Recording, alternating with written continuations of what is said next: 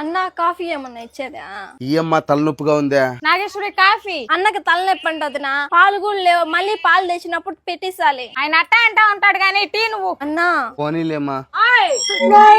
మీకెంత చేసి పెట్టినా విశ్వాసం లేదు మీ అబ్బాయి మంచోడుగా కనిపిస్తాడు మీకు. ఆ పిల్లకాయలు గడ నీ వైపుకే తిప్పుకున్నావు కదా, మంచోడు అనిపించుకునేదానికే. మన ఇంటికాడ అంటే అట్టంటే అటు మాట్లాడుతుంటావు అనుకో, మీ అమ్మోళ్ళ ఇంటికాడికి వచ్చినప్పుడు కూడా ఎందుకే ఈ విధంగా మాట్లాడటము? ఓయమ్మా ఆ గబ్బు నాడితే ఎన్ని మాటలు మాట్లాడుతున్నాడు చూడరా నాయన.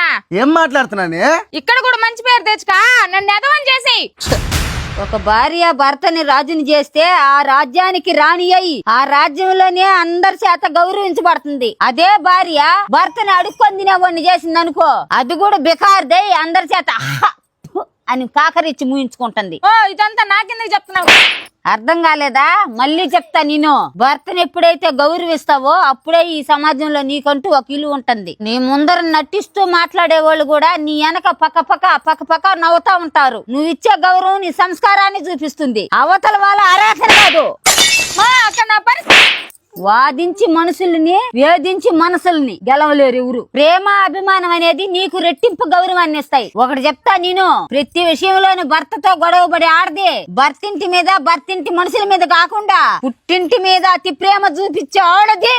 ఏందమ్మా మీ నాయనతో అమ్మా చెదిరించి మాట్లాడతావే? మీ నాన్న గొప్పవాడే కావచ్చు, నీ భర్తకి నువ్వు ఇచ్చే గౌరవాన్ని బట్టి నీ ఇలువ పెరుగుతుంది. మీ నాన్నని చూసి నిన్నెవరు గౌరవించరే, నీ భర్తను చూసి గౌరవిస్తారు. భర్త చెప్పిన పనులు చేసుకుంటూ భర్త అడుగు జాడల్లో నడిచూడు, ఎంతమంది నీకు సలాం కొడతారో. అంతేగాని భర్త చెప్పిన పనులు చేయకుండా కుటుంబ రాక్షసాలని చీదులో చెప్పుకునేది, తల్లిదండ్రులు మేము చెప్పిన మాట కూడా వినకుండా ఇంట్లో అత్తమామతో గొడవ పడేది, ఇట్టాట అలవాట్లుండే ఏ ఆడది సంతోషంగా ఎక్కడా ఉండలేదు. భార్యాభర్తల బంధం ప్రేమతో బాధ్యతలతో నిండిపోవాలి. బయట ప్రపంచంలో మీకోసం కష్టపడి పోరాడేది మీ భర్త అయితే ఇంట్లో సంసారాన్ని నిలబెట్టేది భార్య అవ్వాలి. అప్పుడే ఆ కుటుంబానికి అందం. ఒకరి కోసం ఒకరు బతుకుతూ భర్త మౌనంలో ఉన్న కష్టాన్ని గుర్తించి అర్థం చేసుకునేదే నిజమైన భార్య. అర్థం చేసుకునైనా ఎప్పుడు గాని నీ భర్తని ఒకరి దగ్గర తక్కువ చేసి చూడబాక, నువ్వు తక్కువ చేసి మాట్లాడబాక. 100కి 100 పాలు చెప్తున్నా, భర్త లేకపోతే ఏ ఆడపిల్లకి సమాజంలో ఇలువే లేదు. ఎంత డబ్బు పెట్టినా కొనలేని బంధం ఈ భార్య భర్తల బంధం. దీన్ని ఎప్పుడైతే సులకం చేస్తావో అప్పుడే నీ జీవితం నాశనం అయిపోయినట్టు. అమ్మా దీనికి చాలానే విలువ ఉందమ్మా. నాతో ఎవరు గౌరవించి మాట్లాడరు అనుకుంటా ఉంటాను. నా మొగుడిని నేను గౌరవిస్తా కదా నన్ను గౌరవించేదానికి.